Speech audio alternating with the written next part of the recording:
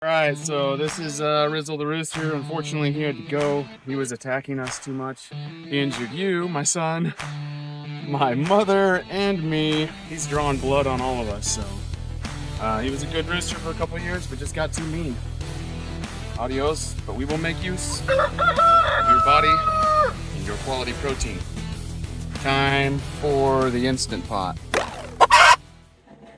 Good morning, this is Thad with Survival Gardener, and I have with me here an old, couple-year-old rooster, and I'm gonna go over just how I clean them here. I'm not gonna pluck the feathers. What I'm gonna do is remove the skin, and a few of the tools that you want to start with is you're gonna want a good chef knife. This is one of my favorites, a Serbian Chef Knife. You can get these off Amazon. Awesome, they're good for breaking through the joints, and that'll make your life a lot easier if you can just give it a good whack. You're gonna want like kind of a good fillet style knife to do some more intricate cutting to separate things. You also might want a set of gloves if you don't want your hands to get icky, and I highly suggest a bucket to throw the guts in as you're doing this. And what I don't suggest doing is having a Belgian Malinois follow you around all day with a dead chicken. Okay, it's not. Later, you can have some for dinner after I cook it up. All right, but anyway, let's go ahead and get started. And let me first state that I am self-taught.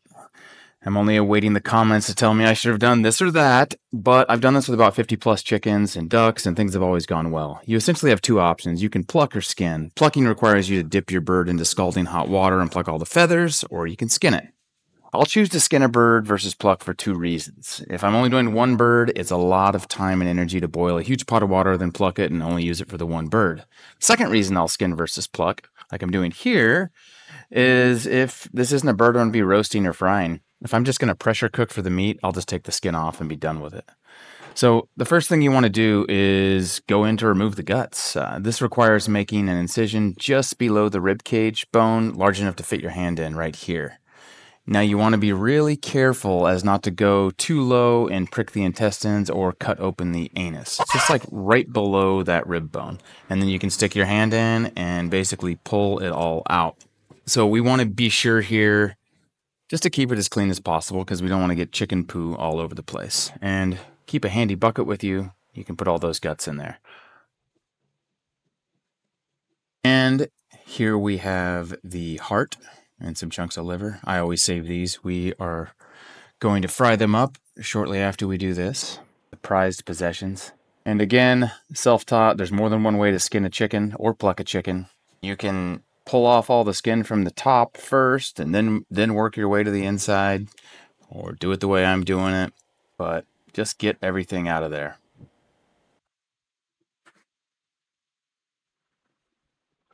No. Look at this. This is my liver. That's my liver.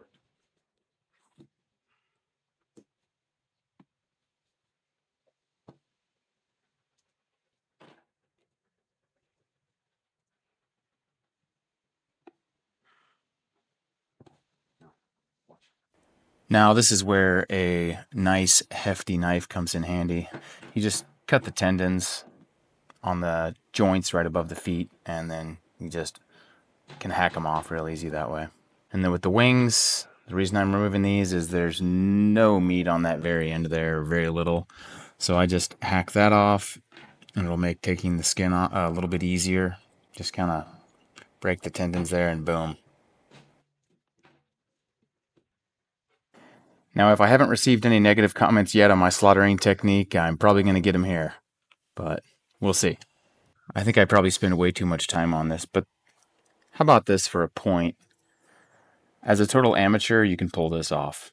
It's not that tough. Don't let it be too intimidating. Just get the skin off. Might take you longer. You'll figure it out. You can use your knife to cut away some of the sinew that holds the skin to the meat in certain places. And then you just work your way around to the wings and to the legs and pull it off. I'm going to go ahead and speed it up here. You guys can see I have zero technique, I'll admit it. But that's, again, my point. You too can pull this off.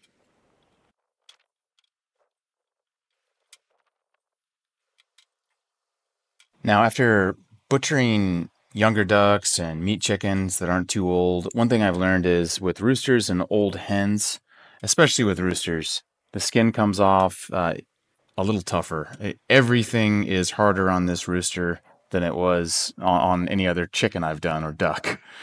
So keep that in mind. It is taking me a little longer than I'd like, but there's a lot of sinewy tissue that holds on to things. I guess that's why he's such a tough bastard.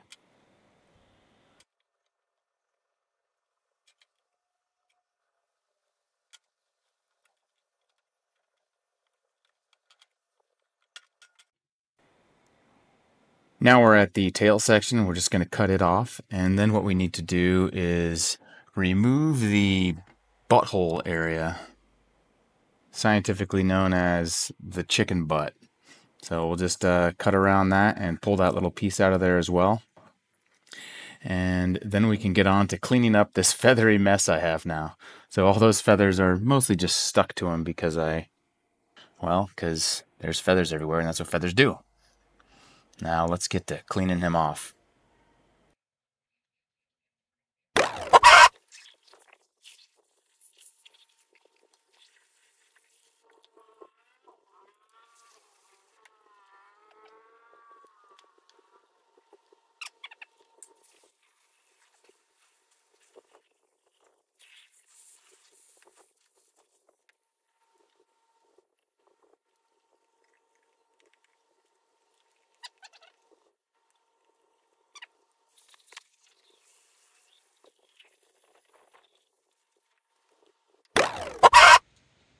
All right.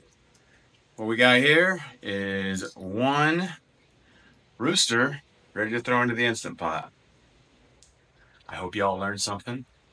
I do every time I do this. This guy was incredibly tough to...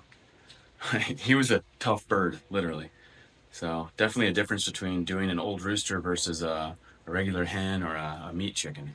Meat chickens are easy. This skin was tough. The tendons are tough. He's just a tough old bird. Rizzle,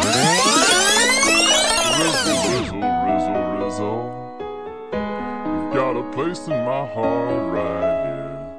Oh, Rizzle, the Wizard of Oz, the Rizzlerest Riz.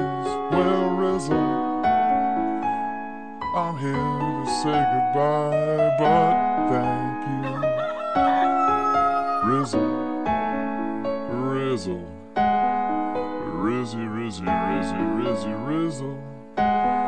You'll never crow again, but thank you.